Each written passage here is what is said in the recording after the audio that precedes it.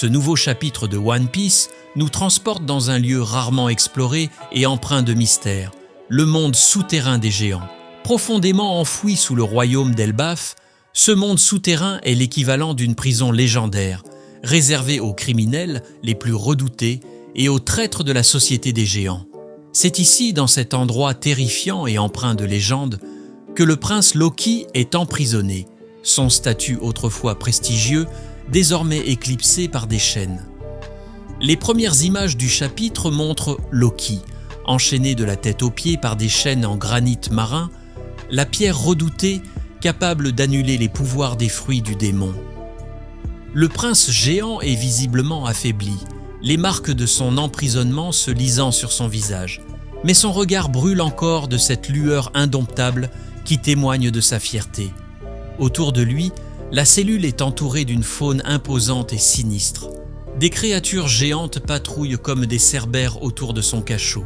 Ces bêtes massives ne sont pas des animaux ordinaires, mais des hybrides artificiellement renforcés, spécialement conçus pour dissuader quiconque oserait tenter de libérer un prisonnier aussi influent que Loki.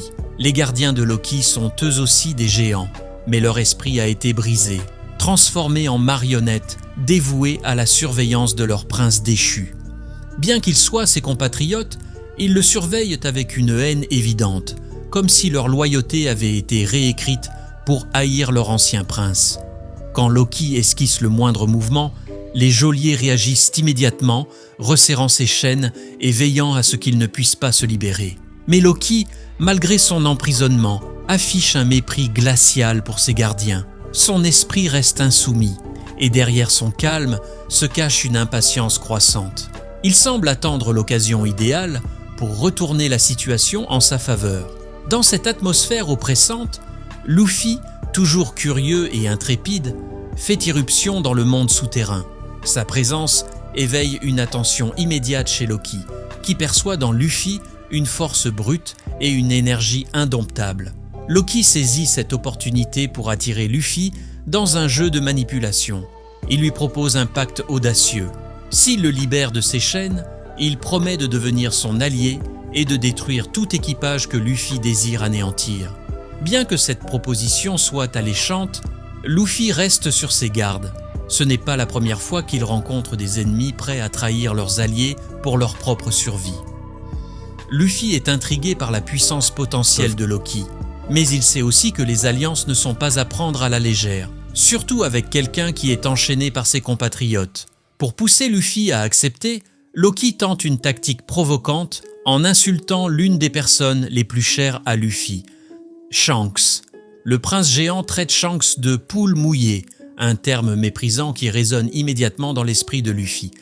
Loki continue en comparant Shanks au géant d'Elbaf, insinuant qu'il est bien loin de mériter son titre de Yonko, un simple imposteur, qui a été épargné de l'écrasante force des géants. Les paroles de Loki provoquent une réaction immédiate chez Luffy, éveillant une rage rarement vue. Shanks est celui qui lui a inspiré le rêve de devenir le roi des pirates, celui qui a symbolisé tout ce que Luffy admire et souhaite protéger. Le traiter de poule mouillée est une insulte qu'il ne peut tolérer. Dans un éclat de rage, Luffy libère la puissance de son Gear 4. Sa silhouette se transforme, prenant une apparence imposante, et il se lance vers Loki avec une puissance brutale. Le choc est épique. Luffy, utilisant toute la force de son Gear 4, délivre un coup d'une intensité qui fait trembler les murs de la prison. Pourtant, malgré son affaiblissement, Loki esquisse un sourire en coin. Ce sourire en dit long. Loki n'est pas un simple prisonnier, il est un guerrier, un stratège qui voit au-delà de la force brute. On découvre une autre information perturbante. Le gouvernement mondial a placé une prime de 2,6 milliards sur la tête de Loki. C'est une somme digne des plus grands pirates, un montant qui témoigne de l'influence et de la dangerosité de Loki aux yeux du monde. Cette révélation fait réfléchir. Loki n'est pas seulement un prince captif, il représente une menace d'envergure mondiale.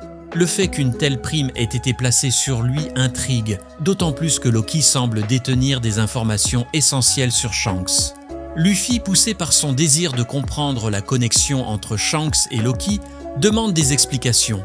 Pourquoi Loki méprise-t-il autant Shanks ? Quelle est la vraie nature de leur relation? Loki, toujours avec cette lueur de malice dans les yeux, répond de manière énigmatique. « Je ne te dirai la vérité que si tu me libères. » Ces mots sont lourds de sens, et Luffy se retrouve face à un dilemme. Doit-il libérer Loki pour obtenir des réponses, au risque de mettre en danger tout ce qu'il a construit jusqu'à ici? Luffy se retrouve confronté à une décision difficile. D'un côté, il pourrait défendre l'honneur de Shanks et satisfaire sa propre curiosité en brisant les chaînes de Loki. Mais il sait aussi que libérer un ennemi de cette envergure pourrait avoir des conséquences irréversibles. Ce dilemme rappelle à Luffy que le monde de la piraterie est rempli de jeux d'alliance et de trahison, où chaque choix peut mener à des répercussions insoupçonnées.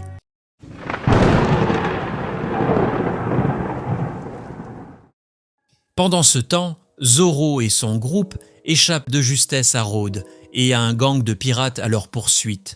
De son côté, Robin, dans un moment de calme chargé d'émotions, se prépare pour une réunion capitale, retrouver Saul. Elle demande à Brook de lui couper les cheveux, retrouvant ainsi la coiffure qu'elle avait avant l'ellipse. Ce geste symbolique marque un retour aux sources, un lien avec son passé qu'elle veut honorer. Robin, autrefois marqué par les pertes et les trahisons, est plus déterminé que jamais à affronter ses démons et à se réconcilier avec son histoire. Brook et elle partagent un moment touchant, dans lequel son émotion est palpable. Pour Robin, revoir Saul représente bien plus qu'une rencontre. C'est une quête de paix intérieure, une occasion de revivre des souvenirs précieux et de tourner une page douloureuse. Alors qu'elle rassemble son courage, elle sait que ce moment avec Saul pourrait redéfinir son parcours au sein de l'équipage. Mais le chapitre prend une tournure dramatique dans les dernières pages. Un géant crie que Saul s'est effondré, déclenchant une vague de panique parmi les personnages. Robin, apprenant la nouvelle, ressent un déchirement intérieur, hanté par la peur de perdre une nouvelle fois cet être cher. La tension monte et l'équipage semble au bord d'une décision difficile. Robin, habituellement calme et raisonnée, doit puiser dans ses forces pour faire face à ce moment incertain, se demandant si elle sera capable de protéger Saul cette fois-ci. Ce chapitre nous laisse avec de nombreuses questions et des émotions à la fleur de peau.